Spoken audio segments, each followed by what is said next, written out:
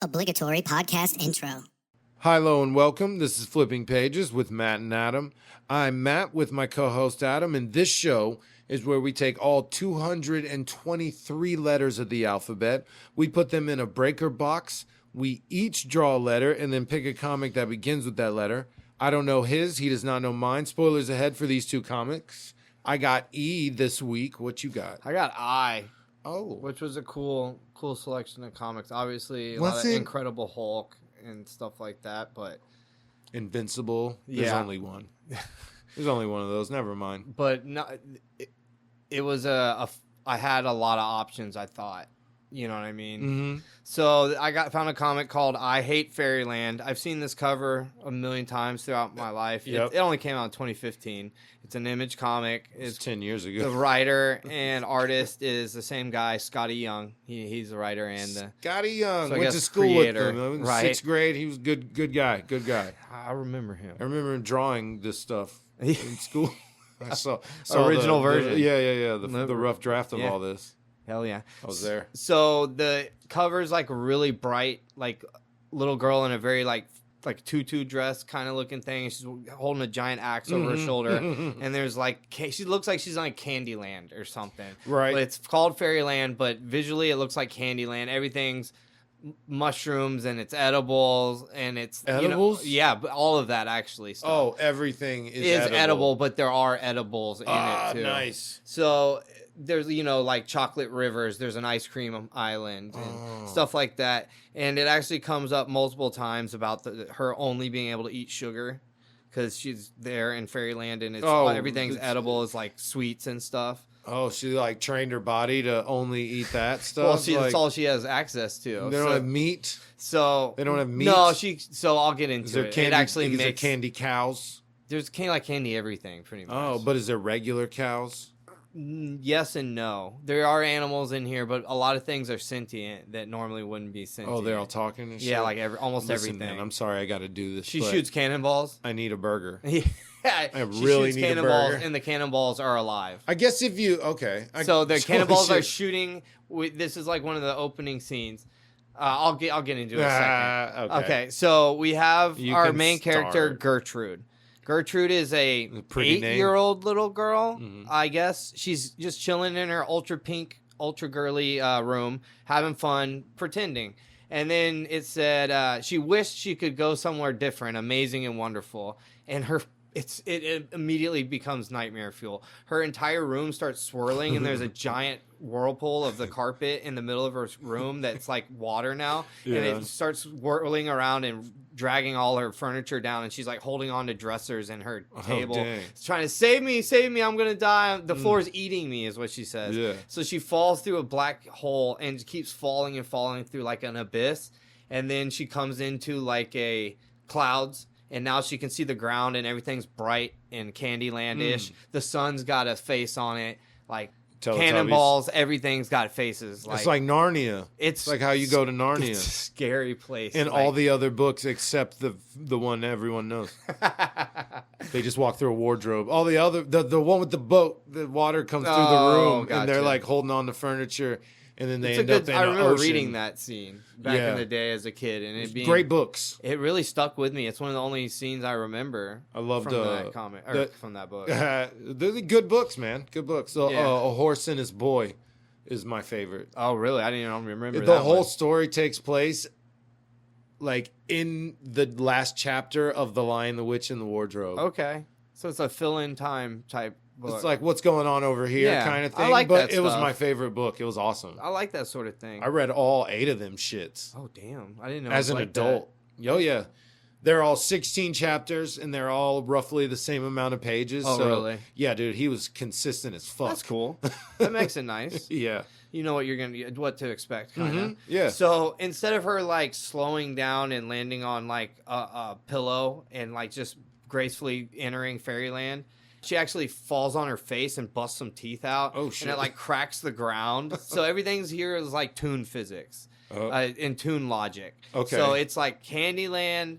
It's like Willy Wonka kind of. Everything's fairies and silly. Like the queen is Queen Claudia. like clouds in the sky. Yeah. She's Queen Claudia, which I actually love. Like, Okay. I really like it. She's a good ass character in this. Her hair is clouds. Cool. And so, in like mini scenes, she has different hairstyles. Oh, They even nice, show her nice. going to Just the change barber, getting her cloud style Is on. her body a cloud? No, she's got like Oh. cloud trim on everything though. Her hair Cloud and like trim? yeah, Cloud it's nice, trim? nice. So she like lands in the middle of town. It's like Wizard of Oz basically, Mhm. and then Queen Claudia introduces herself, explains the rules of this universe. You little girl have been brought to the fairyland Oh. because you wished it. It's a wonderful, magical place of adventure and whimsy and awesomeness. Basically, you have to find a key. As soon as you find the key, you can go home. So in this universe, instead of clicking her heels or whatever, she needs to find this key. She's going on a quest. Yeah, like The Narnia. Queen goes, "You're getting two things. I will give you this map, and I will give you this." He's like her Sherpa, basically. He's a guide, but so much more like her fairy godmother, kind of. But he's a little green fly man. Oh, And there's like gross Guardian stuff. Angel. Yeah. Okay. Like Fairly Odd Parents type of style. He's like Right. flittering around. He's got a big head, and he smokes cigars. Oh, nice. His name is Laragon Wentworth the Third. So Laragon Wentworth I the call Third. him Larry. Yeah, so that he gets called Larry the whole Nice. time. Yep. Does he? Whole like, time, in yeah. the book? Yeah. So Laragon is a cool ass name though. So all that happened in the first like 4 pages of this comic. Now it's huge time jump. It's a 27-year long time What? jump. Immediately? Holy Yes, shit. after what I just told you Yeah, was yeah. everything that happened at the beginning. Now we're in like the meat of the comic, basically. and jumps And 27 it's years. 27 years. So she was like 8 or whatever. So she's 30-something years old in her mind. So she looks yeah. exactly the same I thought as so. the first day. Maybe she's slightly taller, maybe, but she's still got her broken tooth. She's still got her. She has green hair, by the way. That's like her defining feature. When people describe her and they don't know her name, they say she has green hair. So she's got green hair. It's up in like curly ponytails or something. You know what I mean? And she looks exactly the same. She hasn't changed, even though it's been 27 years. She's She a can't change. 30-year-old, 8-year-old. Yes, exactly. And she's still cruising with Larry. And Larry's like looks real worn down and haggard now. He's like no. smoking cigars, and he's like, "This has never happened before. It's taken like one person a year one time, and we thought that was insane. This is so not. other people have It showed keeps up. going. It's like this world is like made for that. I'm sure they'll go into the lore at some point. I only read 4 comics, but in this world, they close down the portal while she's there. So whenever one nobody's else? there, it will come through. That's a big So once she leaves, they're like, pop it on. new one comes in. That's a One at big, a time. A big plot point coming up. Got it. So she's looking at her map. She's flying in her sailing ship. It's like a ship with like, is it balloons on it? No, it's just got a sail. So it's just sailing through the sky. Oh, that's not cool. on the water. It's sick. It is like, honestly really sick. cool. The art in this, let me get on that, is Yeah, get on really that. bright and very color saturated, but everything's like cute ugly. Like or ugly cute, whichever way you want to say it. It's hard to I know you know what I mean. But so everything's bright colored and everything's very cartoony, everything's got a silly face. But right now she's trying to find some place that she needs, searching for the key on her map, and she's talking to Larry, and the moon is narrating. So the moon is out loud narrating her life and explaining to us what happened to her. And she goes, "Shut the F up." Or so in this whole thing, they curse a lot, but they never curse once. It'll all be kids curse versions of stuff. Oh. Like fluff, Nice. and Yeah. like What the dab fluff? nabbit, Shut the stuff. front door? Yeah, that sort of stuff. And it's used What the enough. French toast? It's used enough in here and varied up with what she uses to make it actually fun. I give it a lot of credit for that. You lint liquor. It's there's some ones in there where even though There's there's some good no bad ones? words, you're Nice. like, damn, that almost hurts more. I was gonna ask. There's a full with some good ones. I got kind of hooked on that. Right. I always love that. My kids do that. My son says nonsense instead of curse words. Yes, it's awesome, right? It's hilarious, dude. I love it. It's really cathartic for them too, because like they get to release the Yeah. energy like it's a curse word. Yeah, right. So the moon's narrating everything, and she goes, "Shut the fluff up," or whatever. And he's like, "Man, I'm the #1 narrator on this in Fairyland. You don't tell me what to do." And she goes, "If you don't fluff up, I'm gonna have to do something about your stupid dumb face." And he's like, "Oh yeah." And she pulls out a giant cannon and blows his entire moon into a million pieces. His head explodes like a watermelon with a shotgun shooting it. Yeah. His brain goes flying, eyeballs go out, just everything. And Larry's like, dang, Gertie, she'll be called Gert or Gertie. No one calls her Gertrude. The Claudia, Queen Claudia calls her Gertrude. That's the only person in the whole land. And everybody knows who she is because no one's ever been there for 27 years. Right. She's dumb. That's what they've established in this. Either there's somebody working against her in the shadows, or she's just straight up dumb. Yeah, because she hasn't tried to get the key. She's been trying the whole time. She's just that dumb. And there's like, oh, you got to go to the Cool Whip guys on that side of the mountain and run a fetch quest for them, and they'll give you something. And then you have to go do this scavenger hunt. Yes, exactly. And so she's just bad at it. First of all, got it. Everybody acknowledges that she's either dumb or just bad at this. Like both. They don't Sounds know. like both. They don't understand. This has never happened before. Larry's like, dude, look at all these stars. They saw what you did to the moon. What are we gonna do about that? That's witnesses. And she busts out a rotary cannon, like a minigun cannon. Yeah. So it's still old school, like cannon barrels, but it's like in a big circle, like a minigun. And she just opens up on all the stars and kills all the stars out of the sky. Jesus. So there won't be any witnesses. So at that time, Queen Claudia is out on her patio, just like looking up at the stars, and they start falling down because they just got shot by Gertie. She goes, oh, it's a beautiful meteor shower. Like, look how beautiful. And then she goes, is that one coming close? And then she gets rained down on by the bodies of stars. And they bleed. Like, it's not Jesus. like sparkles coming out of them. You see like intestines and like blood. The extremely bloody comic. Like, really bad. And her face gets covered in blood. And immediately she's like, what's going on? What happened? And somebody's like, it was Gertie. Or that maybe they did the green hair thing. Who the fuck do you think it is? And she was like, she can't do anything. So the main point of this comic is Gertie's dumb. She can't get out of Fairyland. And also Queen Claudia wants her out of Fairyland so they could get new people, whatever. Right. She hates her, but she can't hurt her. So the queen is like the most powerful person in Fairyland.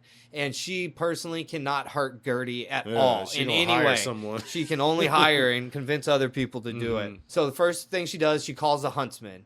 Oh, shit. There's just like simple kids archetypes, story archetypes in this. So one of the first persons she calls is the huntsman. He goes and finds them. They're in this version of Las Vegas. They call it Las Fungus or something. And they're in Vegas, and Gertie robs a bank or robs a casino, and they're running away, and it's really adorable. The cops are Shroom Patrol. They're little tiny mushroom men with their whole heads being a giant mushroom, and they're the cops. And they all look exactly the same. They chase her down. And they use a electric toad as their stun gun. Nice. So he shoots taser. He squeezes the toad, and its tongue flies out. It hits Gertie and wraps around her, and then electroshocks her to the point where you see her bones. Yeah, I was curious if it's stuck. Yeah, it wrapped around her. Okay. Wrapped around her, so it's really effective. And she actually gets captured here, and that's pretty unusual for Gertie. She's usually really badass. Well, she's not smart. She's got to be good at something. Yeah, that's the only reason she's still alive. It's because 30 years fighting. And like I said, only Claudia can't hurt her. Right. Everyone else can. So she gets taken in front of, what is he? The Slug Lord. He's like a big slug, literally slug, and he's got slug life tatted on his stomach, and he's wearing a big gold clock pendant. Oh, yep. And he's got a big flat top and stuff. Nice. And luckily he doesn't have an accent, though. I think they knew better. Right. And so, but he's really funny. He's asking her, did you do these things, whatever? Are you guilty? And she's like, well, no, it doesn't matter. Like, what are y'all going to do? What's this court? You're just a judge. What's going on? He's like, well, I'm going to give you a riddle, and you can answer the riddle. She goes, that's what I'm talking about, man. Like, what is this crap? This isn't a real court. Riddles. Man, all I hear all day, every day is friggin' riddles from you guys. Can one of you just talk normal? Can you please just talk to me like I'm a human being? And he is quiet for a second and then goes right into the riddle. Nice. Like, doesn't let her talk at all. And she goes, I actually know the answer to this riddle. And he's like, what? That's crazy. And she's like, come here. He leans a little bit closer, and she's like, no, I'm going to whisper it to you. I don't want these losers, the Shroom Patrol, to hear me. So he leans in real close. She grabs his clock, jumps over his head, and then Jabba chokes him. Nice. So she uses his giant gold clock to choke him out. She's choking him out. I thought she was going to kill him. I was like, she's just going to kill this guy. But the Shroom Patrol grabs her and starts wrestling her again. I was like, these are the guys that got her last time. She's like I don't know if she's gonna get out of this. And then she starts eating them alive. She starts biting into their heads and their faces and ripping brain parts out and eating it. So they are candy. These are mushroom humans. So they have blood, but they still have bones and blood and circuits. Yep. Oh, that's fucked up. It's a weird combo. Yeah, right. So she eats a bunch of this shroom patrol, and she her eyes start getting red and swirly, and she jumps out a window, and Larry's there to save her. They fly away on a flying pig. They fly to Ice Cream Island. They get to Ice Cream Island. Finally, the huntsman catches up to her. He got called earlier. Huntsman catches up to her, and he looks badass. He literally has like 10 swords on his back at one time, and he's carrying a giant two-sided axe in like a maul or whatever. And he looks badass, and that's the end of the first issue. So all that was packed into the first issue. Nice. Smart. It was awesome. I loved it. It was so quick. It's a very quick read. I'm telling you basically everything that happened because it's so quick and like to the point. Now she's in a bar. She's got the huntsman head next to her. She's like drunk. But now we see Claudia getting mad and finding out the huntsman's dead. Yeah. Now she calls. Like I was off panel. Yeah. It was. Yeah, it was. You saw him show up in the next issue. His head. Yeah, it was really good. Yeah. So the next person she calls is Horabella, which is a witch. She calls her. She's like, "Hey, I'll give you a bunch of money and go take care of Gertie." Is she hot? Most unhot witch that's ever been drawn before. More like a hag. Yeah. Like a hag.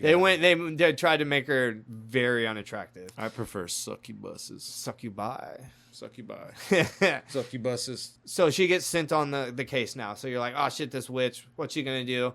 She like anticipates how dumb Gertie is and sets up a trap in a town where she thinks she's gonna go, where she turns all the fawns, you know, the mythical creature fawns. There's a whole city or town of fawns that get turned into zombie fawns. And nice. They look dope. They got the horns. They got the backwards like goat legs or whatever. Yeah. It looks dope. She does end up in that town and she fights the biggest horde of zombies I've ever seen depicted on one page.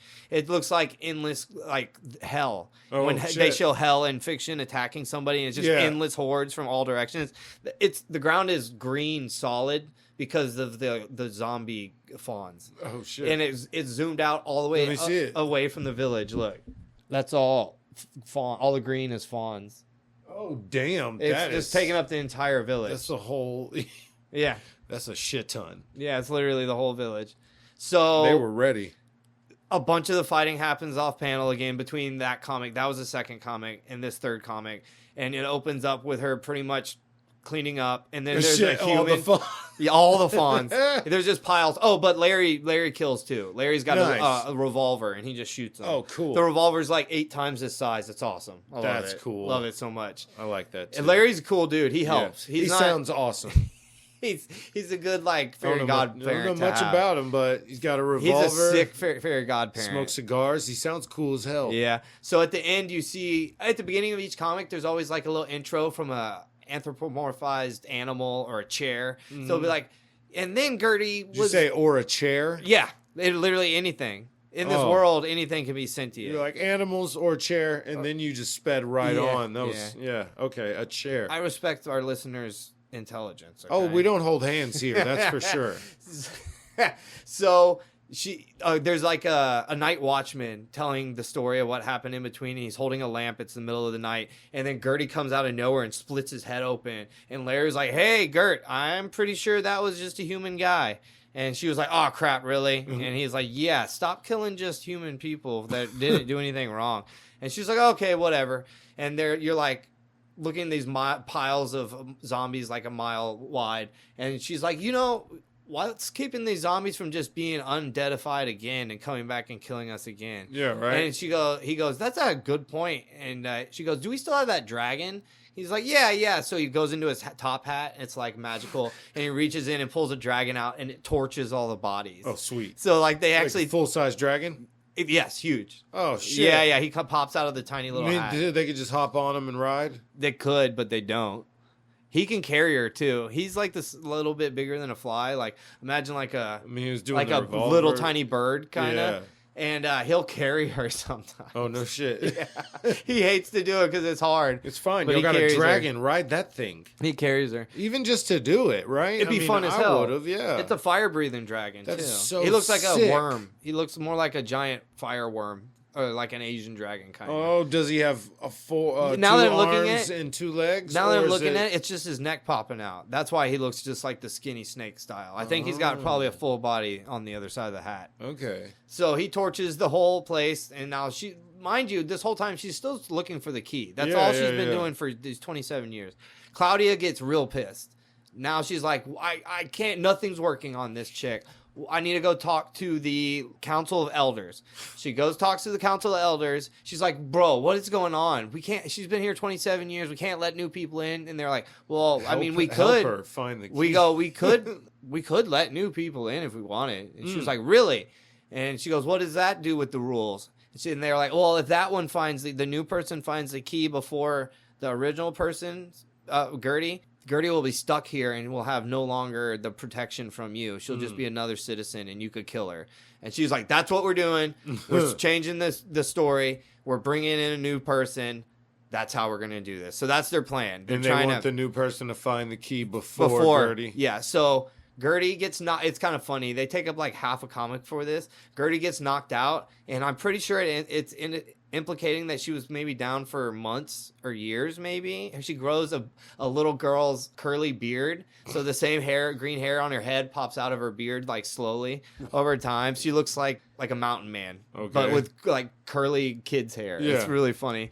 And in the background, you see Larry literally getting married and having kids and then breaking up and then burning his house down. Like all this crazy shit happens. And then, yeah, all while she's just laying there, like knocked out, not eating, not drinking, not being taken care of, just laying there.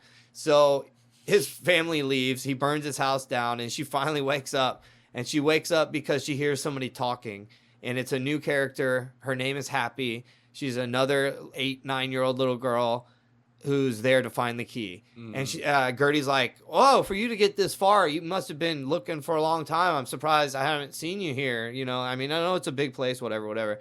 And she was like, I have been a long time. It's been almost a whole day now, and I'm almost tired, and I want to go home. So she got to where Gertie got in a day when Gertie was trying for 27 years. Yeah. And it shows her compared to a Gertie day, and she's just like, la la la la la, oh, I'm supposed to go help the pillow people. And she goes to the pillow kingdom and is nice and a sweetheart and sews some pillow people back up. They give her a reward. She goes to the next person, takes that reward, and now they're asking her to do some new stuff, and she's just knocking it out and being a sweetheart and just getting it done.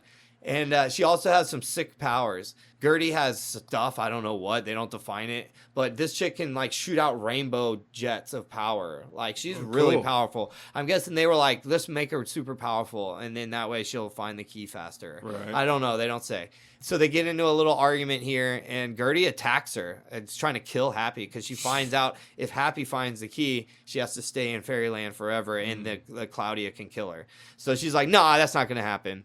So she goes to kill Happy, the new girl, and Happy shoots out her rainbow force, and it's like a Superman comic where Gertie gets shot like across the planet. You see the curve of her getting shot through trees and forests and like mountains and shit. Yeah. And you're like, damn, because you've never seen Gertie do anything like that powerful. And so you're like, oh damn, I wonder how Gertie's doing. And Larry gets up on Gertie and is like, well, at least she's not dead. And he looks at her, and she should be dead. Her guts are out. She's got sticks through her eyes. Her leg's not attached anymore.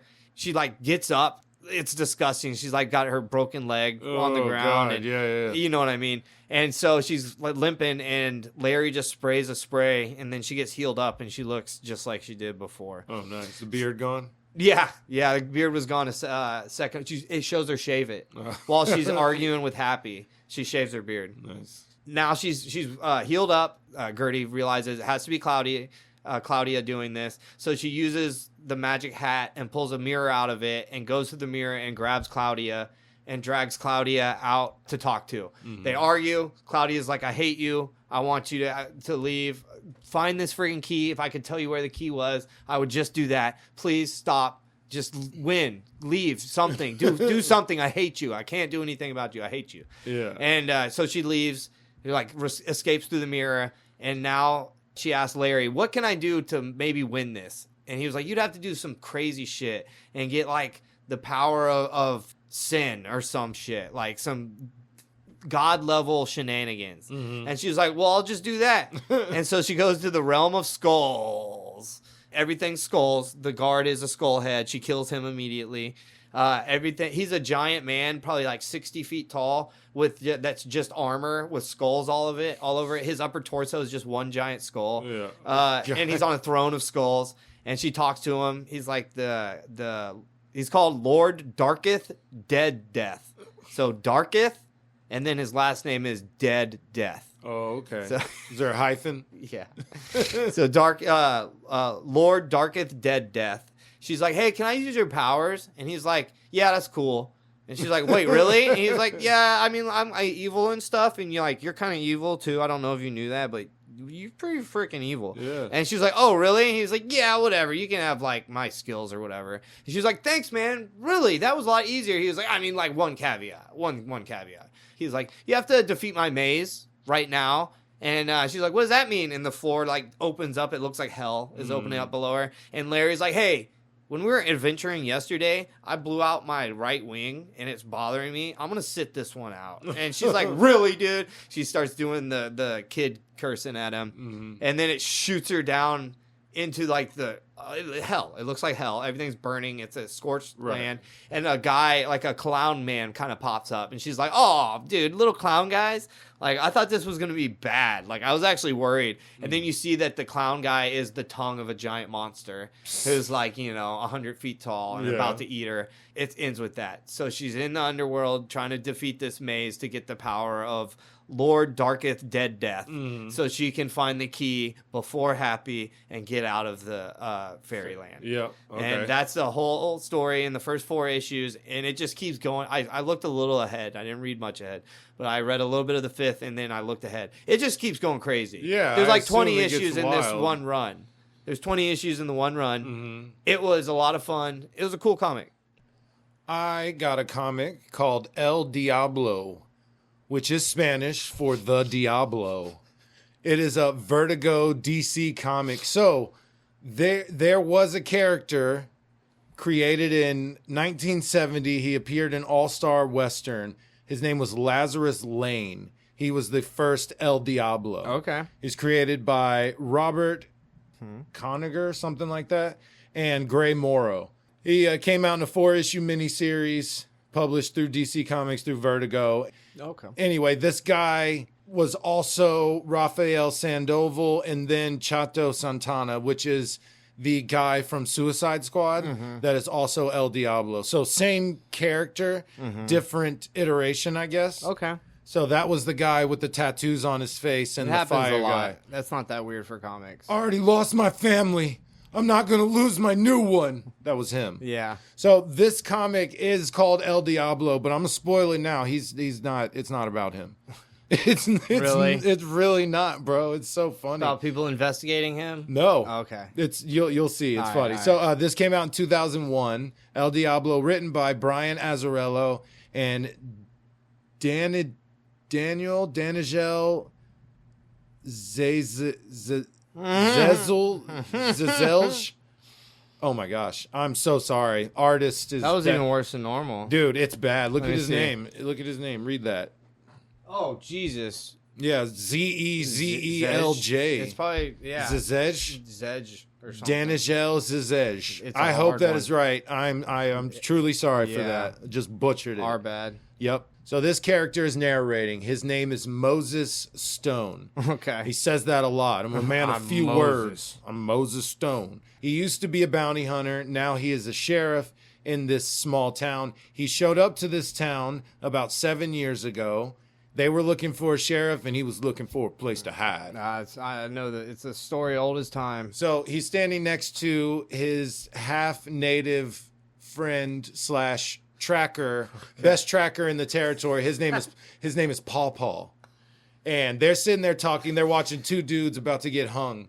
And the native guy says, hey, I won't mind seeing those guys dead. I trailed them son of a bitches so long, and right before I was able to get them, they killed my horse. Oh, damn. And Moses says, well, they did horrible stuff to a young girl. And he goes, I don't know if they did all that, but I wouldn't mind seeing them dead because of the horse thing. Yeah. And he goes, dude, you how do you feel hunting down natives, man? You get paid to kill natives. You're native. He goes, hey, I don't get paid to kill them. I bring them in. You kill them. Yeah, true. So they're chatting about that, and he's like, hey, I gotta bounce out. I'm going to get a horse and collect my bounty because he brought these two guys in. They do mention this thing where he goes, oh, I bet you they pay you better. Mm-hmm. And Pawpaw's like, no, dude, come on. You're a sheriff. You used to be a bounty hunter. Don't give me any of that shit.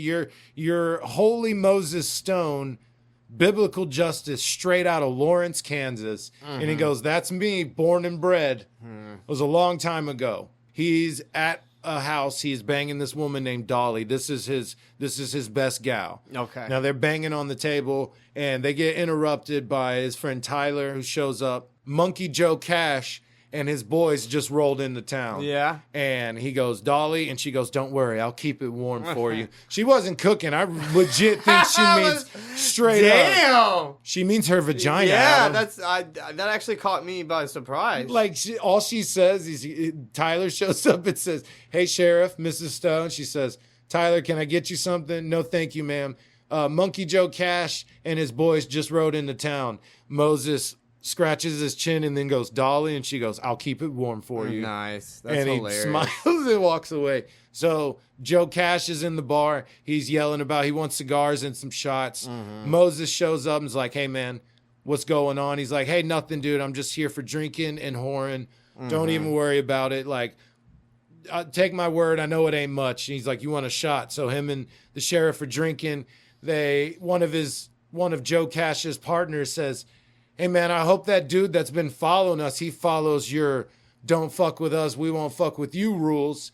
And Moses says, oh, you in some kind of trouble? Who is it? And Joe says, no, man, it's not even a posse. It's just one guy. Like, he's really good. Yesterday, we turned back, went after him. He turned around too. Next thing we know, he's right behind us again. He chasing us down when we think we're chasing him down. He's good. And Joe Cash says, no, Shadows is what he is. Mm-hmm. So he knows who it is? Okay. Well, he just knows this guy that is chasing them is really good. Uh-huh. So he's going upstairs with a woman, and I love this. He's like, give me some of that pussy, girl. And she's like, okay, upstairs. He goes, get ready to earn it. I got me some whiskey dick. He really said that shit? That's what it says. That means, oh my God, I don't think they know what that means. Got me a whiskey dick. They're going upstairs. He says, you're going to have to earn it. Got me a whiskey dick. Yeah. He knows exactly what it means. She's going to be pulling rope, bro. Yeah, okay, She's pulling rope.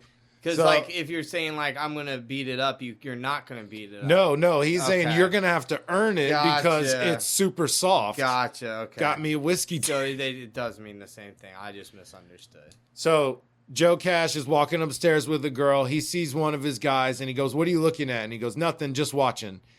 Immediately gets shot, falls through the doors. Everyone starts freaking out. A man is standing there at the door and just starts blasting all these men, shooting at him. Joe Cash is going crazy. He runs towards the door, and he gets blasted back. Joe Cash is on his knees, and he says, El Diablo, and he falls down. Uh-huh.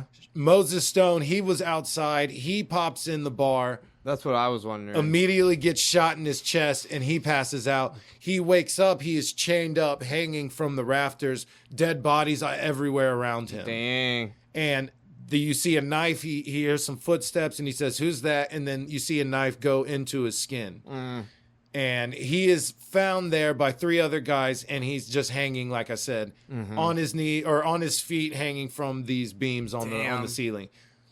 He's all messed up. They drag him down. Who did this? So the next day, Tyler rolls up and is like, hey, man, we're getting a posse together. And Dolly is immediately saying, no, you're not going. Even the sheriff is like, hey, man, I'm sheriff here. I'm meant to keep the peace here. Yeah. I don't need to go chasing these radical guys.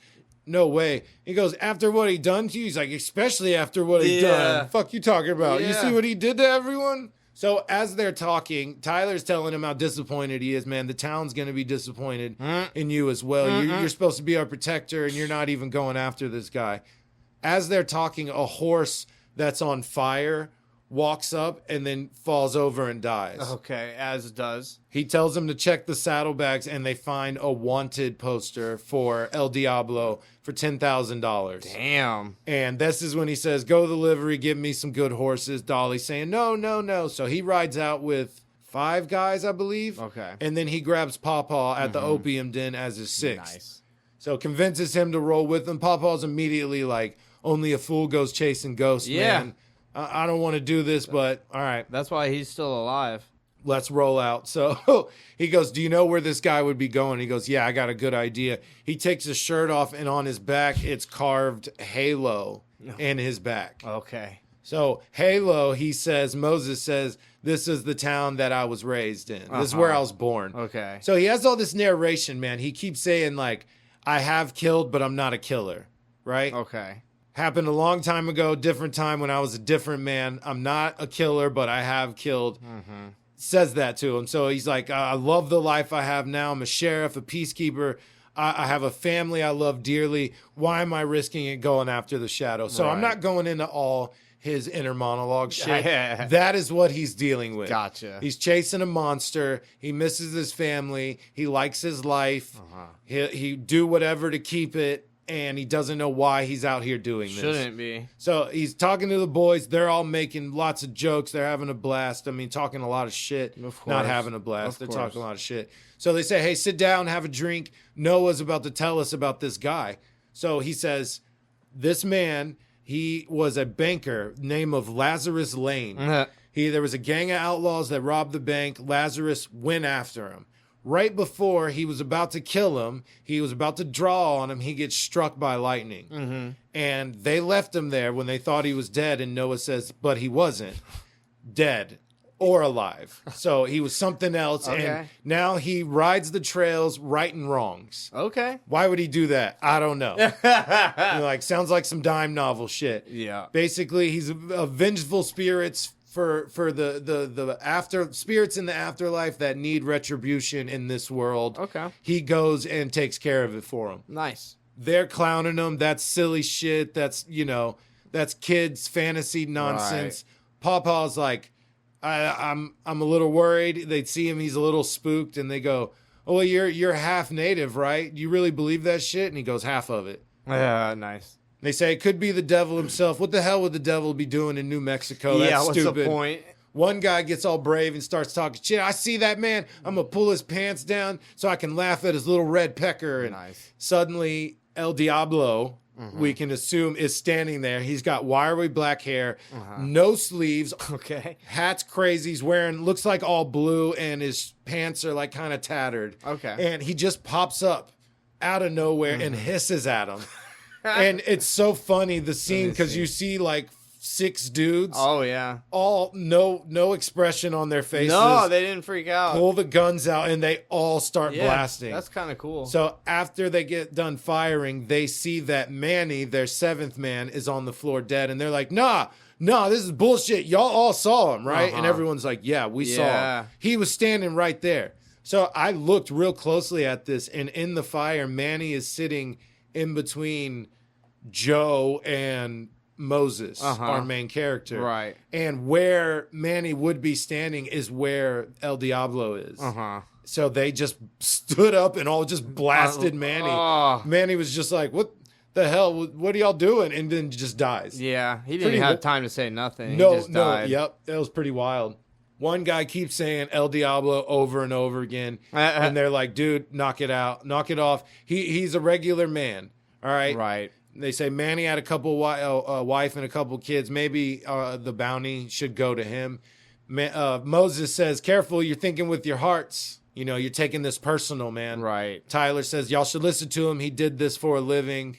They said, what made you give up bounty hunting? And then he goes into this story where he tracked a guy. He tracked him very far, and he was just a horse thief, a regular horse thief, but he tracked him down. The trouble people went through for fucking horse thieves back in the day. That's not BS. They went to the ends of the earth for those people. He even says later, he says, oh, well, that horse thief got what he deserved. He goes, no. He just stole a couple horses from a rich man. It's not a big deal. But he tells the story. He tracked this man down after stealing a few horses. He finds him. He gets him, ties him up, and as they're traveling, one night when he was asleep, this man tried to burn the ropes off of his hands, and he sets himself on fire. So Moses says, I watched this man burn himself alive, and it really messed with me. So I've changed, and once I've seen that, I changed. That made me change who I am. So no, I don't want to do that. They make jokes. Oh, your wife Dolly, you got another fire that was burning in you. He goes, yeah, basically.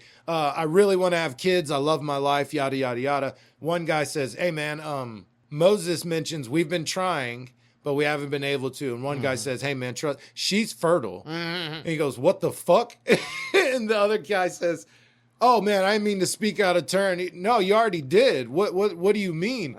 He tells him, when Dolly was 14, she got pregnant from some rich guy. Yeah. His dad was the doctor that was checking her out, but the whole family, because they're a rich family, kept it all hush-hush. Yeah, of course. So he pours all this on him. So he says, hey, if you're not having children, it's definitely not her fault. Oh, yeah. So Moses is like half thankful, half like, what the fuck? Like, kind of shook by the news. He thought he knew her. He's like, no, she'd never been married. This was, no, man. She was 14, bro. This was before she would have been married. It's before you ever showed up. So it kind of shook him, right? Paul rolls up and says, he's here. So they're looking down at a tavern. They see his giant white horse. Now, this El Diablo has a big-ass white horse. Nice. And they say, he's down there. Moses tells him, you go right, you go left, you stay here, yada, yada, yada. They bust in. He's with one guy. It's Moses and another man. He rolls in. There's 3 men inside. Okay. One man is trying to sell something. The other 2 work at this store/tavern. Oh, okay. Moses says, is there anyone else here? No. Where's the back door? It's over there. The guy turns around and says, Sheriff, you need to arrest these guys. Oh, shit, Elmer. Elmer Husky. What's up, man? Why are you on the other side of the law now? And he says, I don't know who you're talking about. My name is Moses Stone, man. Oh, yeah. So, Moses, we're clear. No one else is here. He says, hey, whose big white horse is out there? The other guy says, the tavern worker says, there's no white horse out there. The other guy immediately interrupts and says, nah, man, I know who you are. You're the funniest dude. You had sex with that black midget? That's what he uses. Way worse language. Yeah, I believe you. So I'll just say the black little person. Yeah. And he says, you had sex with her. There was some commotion. You came downstairs and you were still carrying her on your...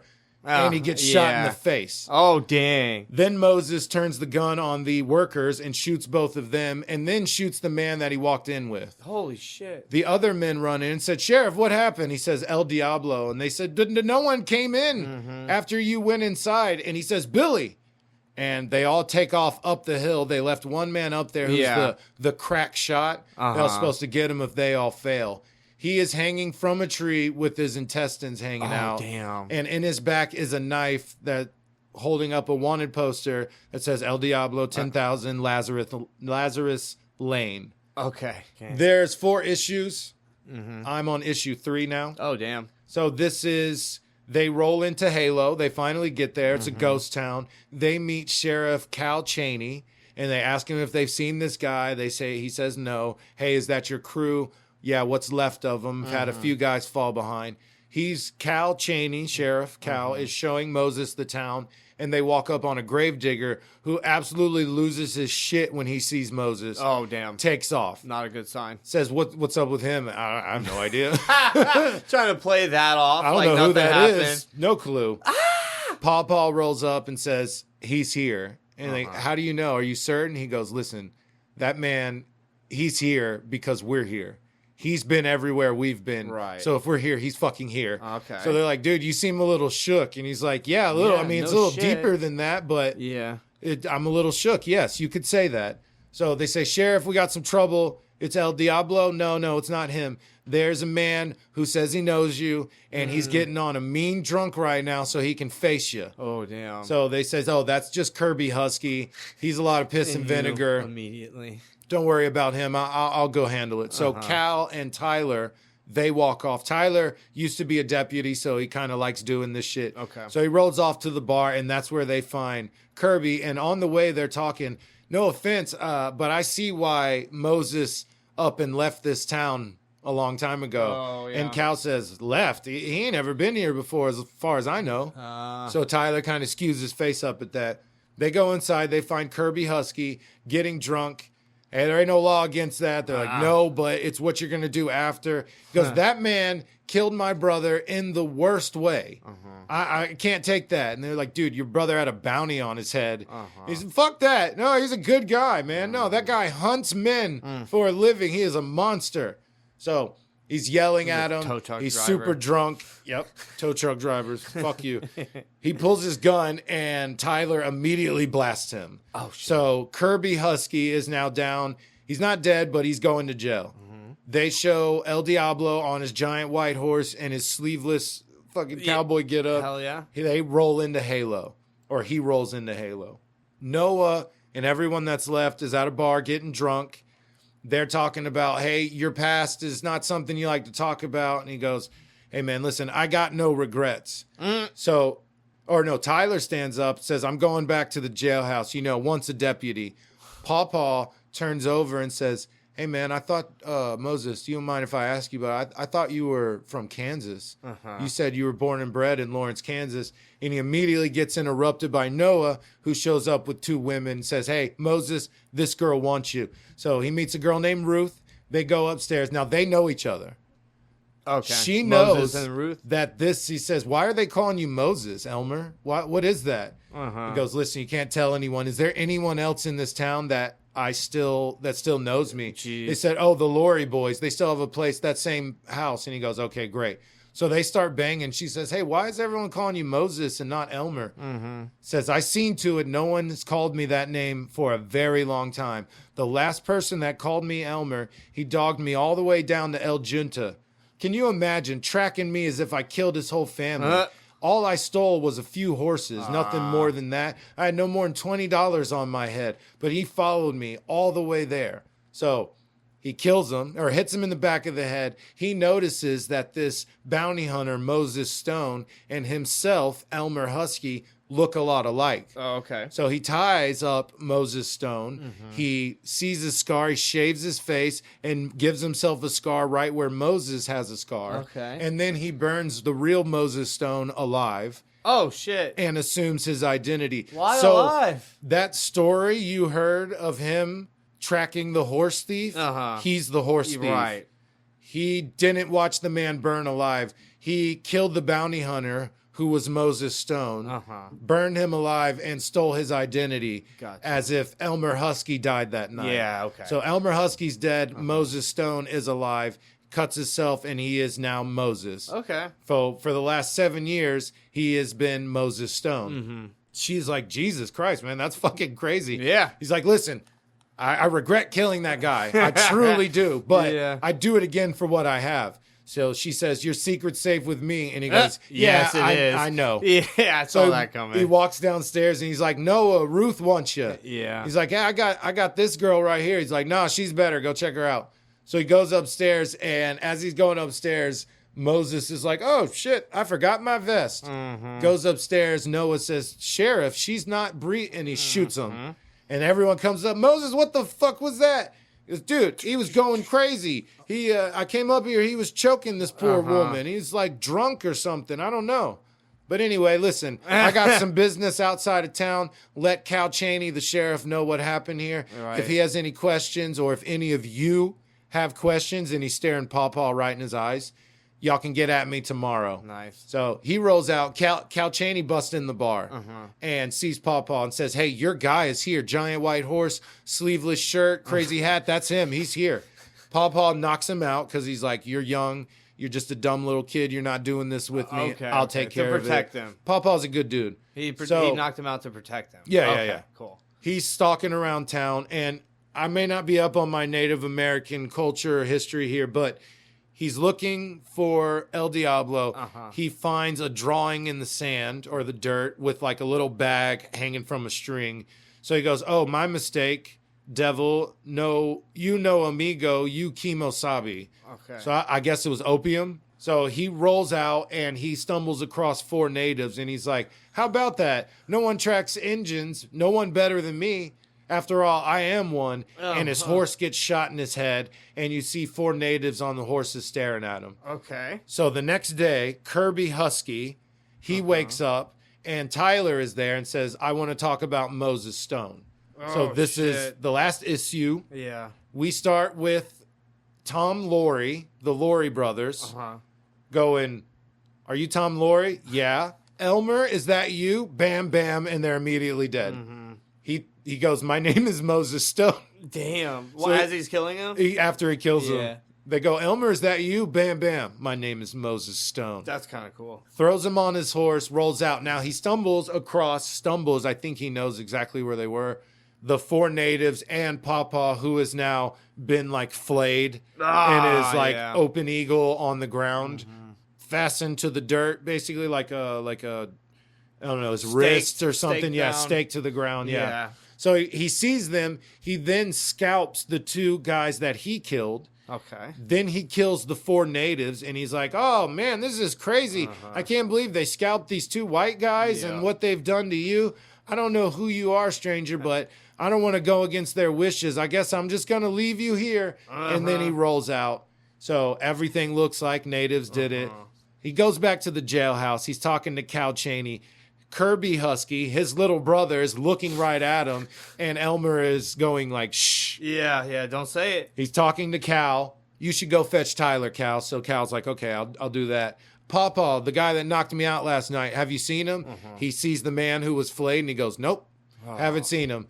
So he immediately lets Kirby out of the jail, says, I can't believe you got everyone convinced you're Moses, the guy who killed you. This is brilliant. He's like, yeah, listen, there might be trouble. So here's this gun. Take it. Watch my back.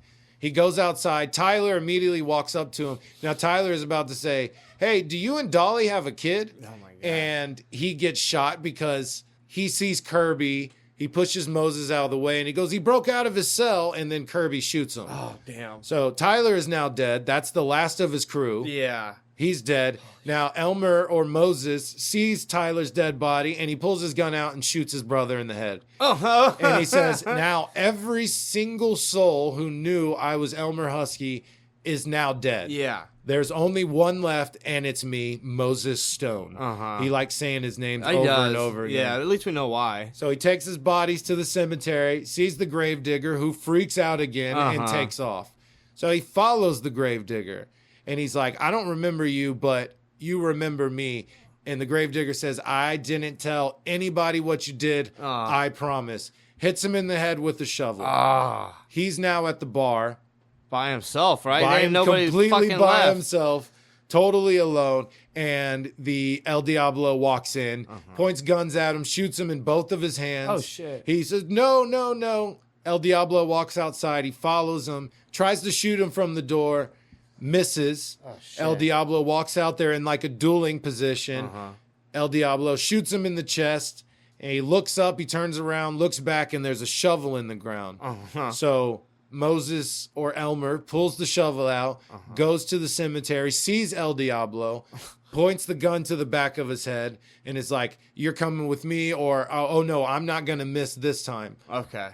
Now Moses has a gun to the back of his head, and it's Sheriff Cal Chaney. And he says, put your gun down. He's like, dude, El Diablo's right here. Yeah. The devil's right here. He says, the only devil I see here is you. What happens is he is getting arrested, not for any crime that was committed there that night or the whole time they were in town. It's for a crime 14 years ago. The gravedigger tells him he was there digging his graves. A man walks up with a dead woman and a special needs child.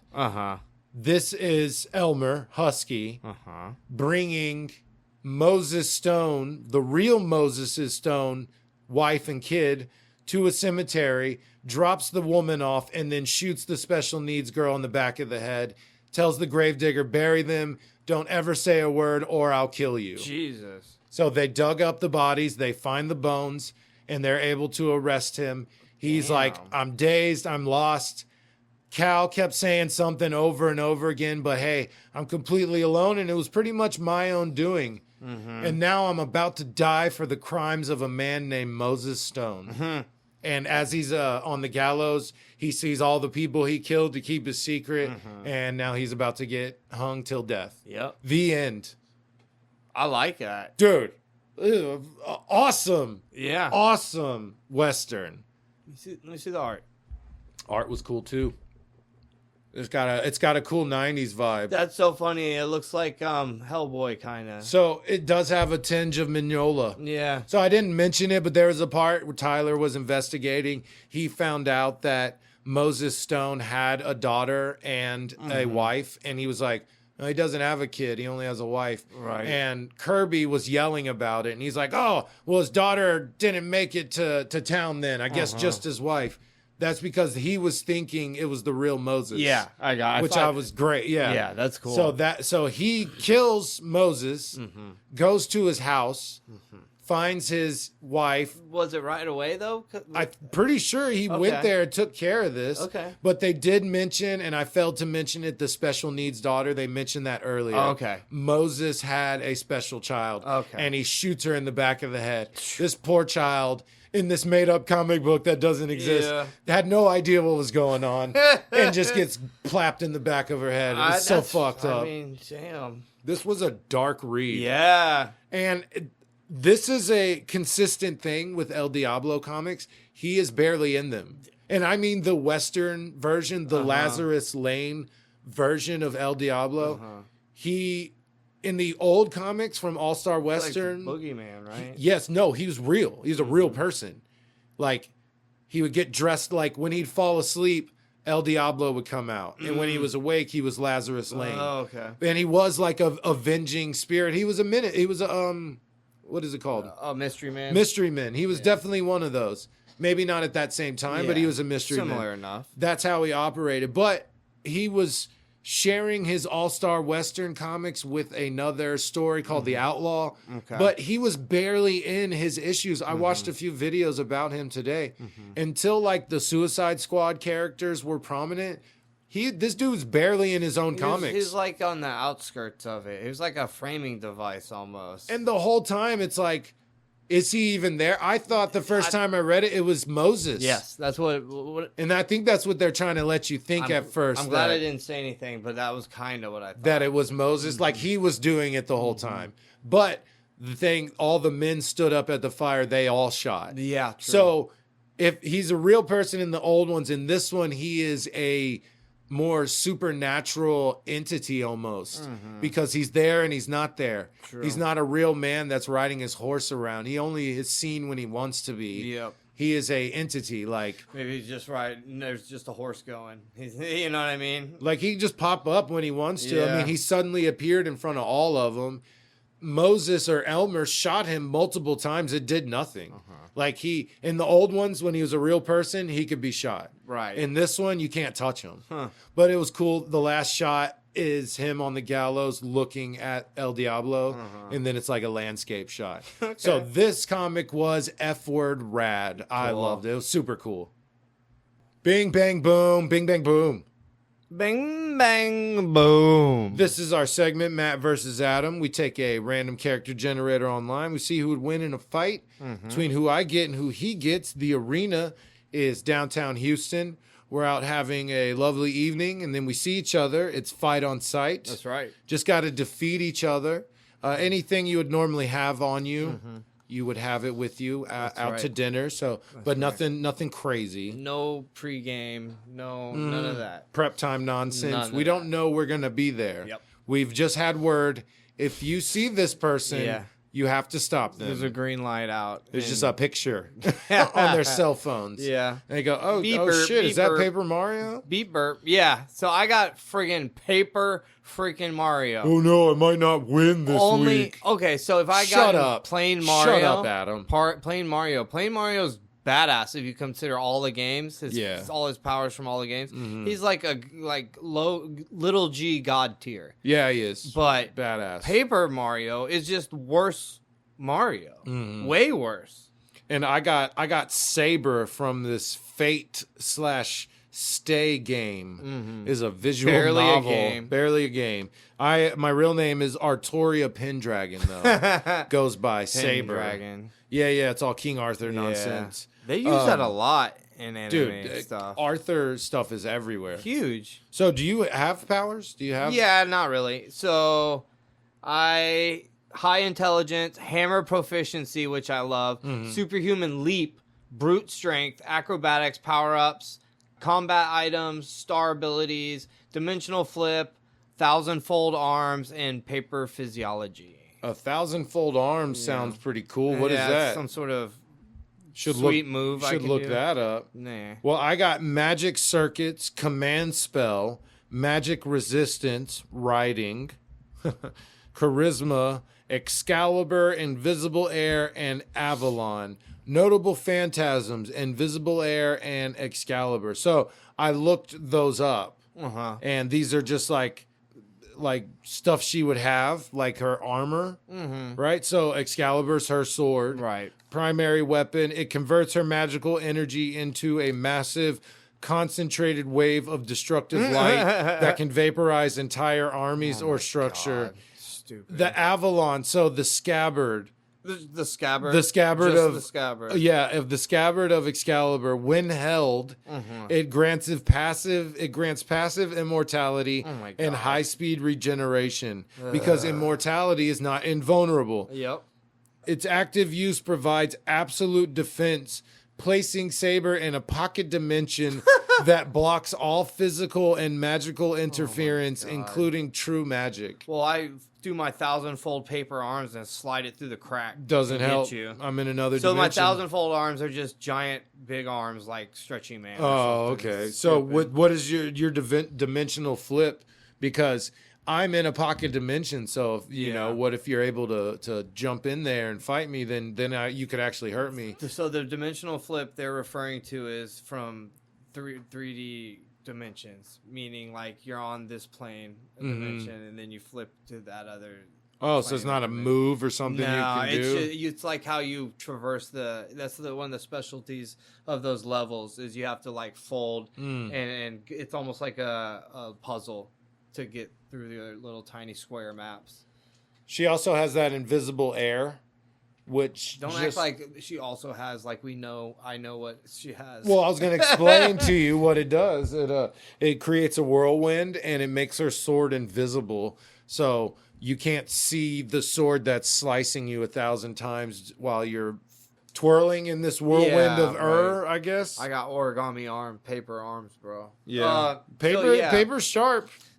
Paper so sharp. Many paper cuts. Yeah, I thought the paper ninja from Naruto was very, very cool. Oh yeah, she was badass, dude. That was a chick. That was a woman, yeah, Kona, or something. They looked like little scroll paper all over. Yeah, dude. Yeah. She was there was a body of water, and she distracted the bad guy, and then the entire body of water turned to paper bombs. Okay. And it actually hurt him. She was the first character that hurt that guy. Oh, cool. And that guy ended up being one of the main end villains. Really? Okay. So badass that the main characters couldn't touch him, but she hurt him. Okay. She fucked up his mask. He had to get a new one. Yeah, paper. So yeah, I think that's me.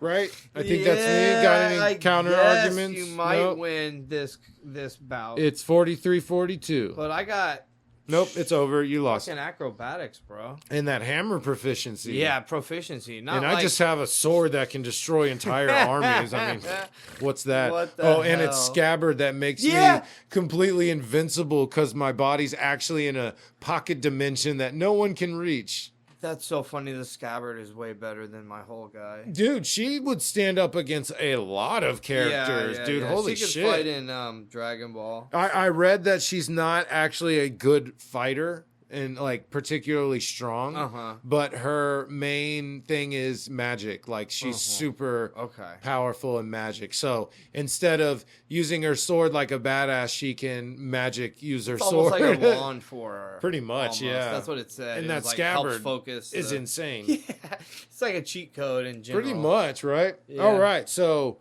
that's it. We us two. We're on We're on TikTok and Instagram at Flipping Pages 24. We're on Facebook at Flipping Pages with Matt and Adam. New episodes released every Thursday on all platforms and YouTube. Best way to support us is follow, rate, and review on your platforms. Follow, like, subscribe, comment on the socials and YouTube.